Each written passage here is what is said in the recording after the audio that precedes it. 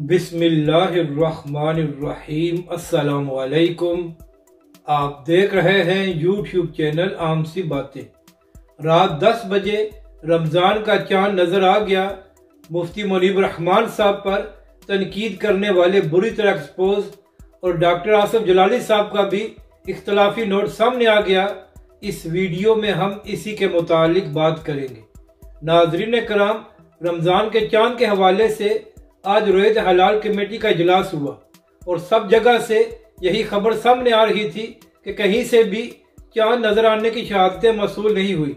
तो फिर अचानक रात 10 बजे रोयत हलाल कमेटी के चेयरमैन ने ऐलान किया कि चांद नजर आ गया है, तो लिहाजा पाकिस्तान में पहला रोजा कल हो रहा है।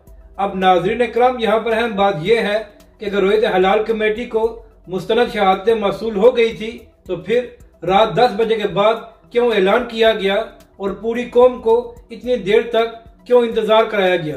और दूसरी बात यह है कि नाज़रीन कराम, जब मुफ्ती मुनीब रहमान साहब रोयत हलाल कमेटी के चेयरमैन थे और थोड़ी ताखीर से मुफ्ती साहब ऐलान करते थे तो सब लोग मुफ्ती मुनीब रहमान साहब पर तनकीद किया करते थे और ख़ास तौर पर फवाद चौधरी साहब मुफ्ती मुनीब रहमान साहब को तनकीद का निशाना बनाया करते थे। तो फिर आज रात तो 10 बजे के बाद चांद के नजर आने का ऐलान किया गया है, तो जो लोग मुफ्ती मुनीब रहमान साहब पर तनकीद किया करते थे आज उनकी जुबानें क्यों बंद हैं?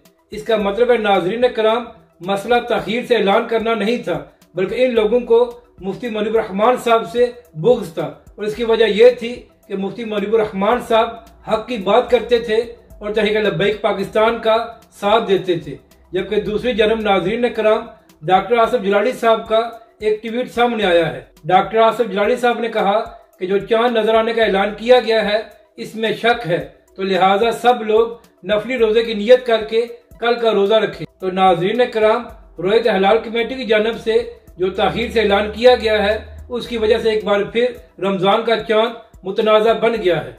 अपनी राय का जरूर इजहार करें कि आपको ये वीडियो कैसी लगी और हमारे इस चैनल को भी सब्सक्राइब करें।